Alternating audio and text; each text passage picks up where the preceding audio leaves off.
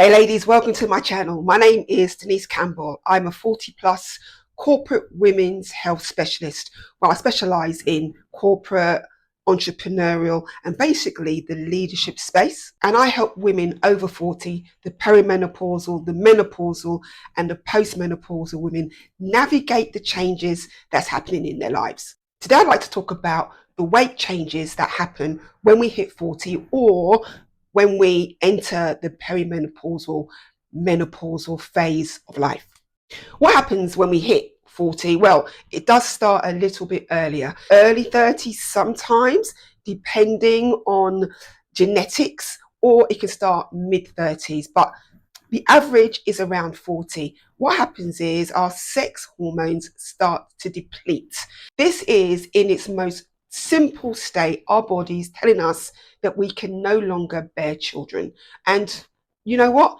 You don't need these hormones anymore. When the sex hormones start to deplete in our bodies, this signals a whole host of other changes that can occur at this time. Perimenopause can usually last for at least 10 to 15 years. So a lot of changes happens in those times. The sex hormones, estrogen, testosterone, progesterone start to decline. What then happens is our bodies kind of go haywire. We start experiencing hot flushes, we start experiencing cravings, we start to experience lack of sleep. Loads of things start to happen. But one thing that does happen is that the fat deposits in our bodies start depositing in places where they didn't deposit before. We've all experienced it. We haven't put on any weight, but a dress or a pair of trousers that used to fit us a year ago or 6 months ago no longer fits us because the fat deposits are in a different place. Oh, it's a bit tight on the hip. Oh, it's a bit tight on the waist.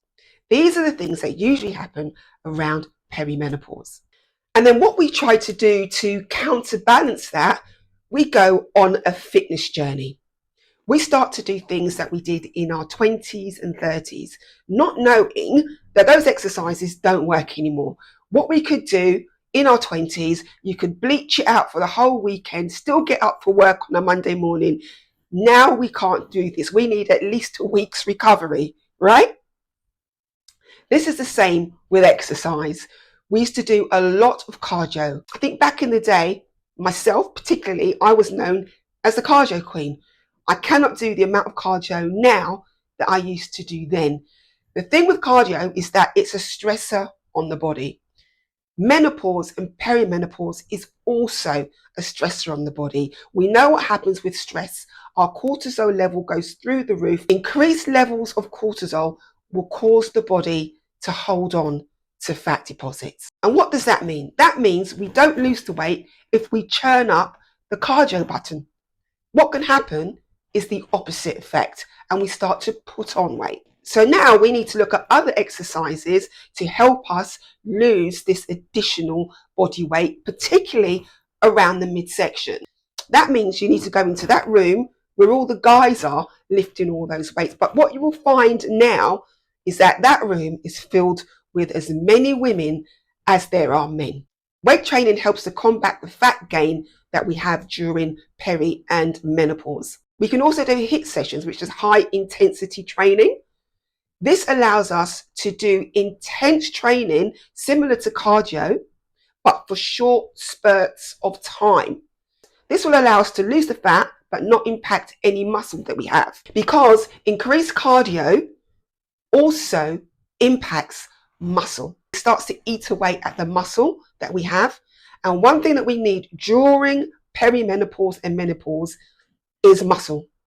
The more muscle we have, the less fat we have. When we look at fat loss, we also need to look at what we're eating as well as the exercises that we do. At this time of life, we need to focus on high protein meals. That means having a high amount of protein with every meal that we have during the day. So that means breakfast, lunch and dinner and any snacks that we have during the day. We need to keep protein as high as possible. Protein keeps us satiated, which means keeps us fuller for longer. In order to digest protein, energy is required, which also assists with weight loss. And as we know, protein is needed to build muscle. We can also look at ab exercises and core exercises. But to be honest, ab exercises are not really needed. I've never done an ab exercise to help reduce any fat stored around my waist. The thing is, we all have muscles in our abs, every single one of us. And the way that we expose our abs is to decrease body fat. Crunches, sit-ups, those kind of exercises don't really work for women 40 and over. What I tend to do are planks, side planks, leg raises, those kind of things, but I never actually do any crunches at all. When we approach perimenopause and menopause, there are other things that we need to look at to help us get through this period or to help us get through this stage in life. One of them is sleep. The others are gut health, and I think the last one would be stress levels. During perimenopause and menopause, our sleep gets disrupted significantly. Women report that they can't sleep between the hours of 3 and 4 or 3:30 and 4:30, and they're up at night in the kitchen. What does that lead to? It leads to nibbling in the pot. We want to reduce that. So we do have to look about sleep hygiene, making sure that we have all the tools in place to optimize our sleep.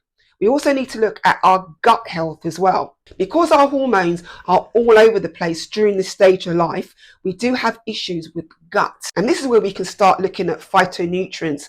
Phytonutrients are foodstuffs that mimic estrogen. Their structure is similar to that of estrogen and manipulates the body to believe that there is an increase of estrogen, which helps to regulate hormonal dysfunction. And then, as I said earlier, we need to look at our stress levels. We need to keep our stress levels at an all-time low, because any increase in cortisol will allow the body to hold on to body fat. If anything in this video struck a chord, I'll put my contact details in the description. I do have a program that incorporates exercise, nutrition, and accountability. I'll put the link in below so that you can book a call with me. Also, do comment below and I'll answer every question. See you next time.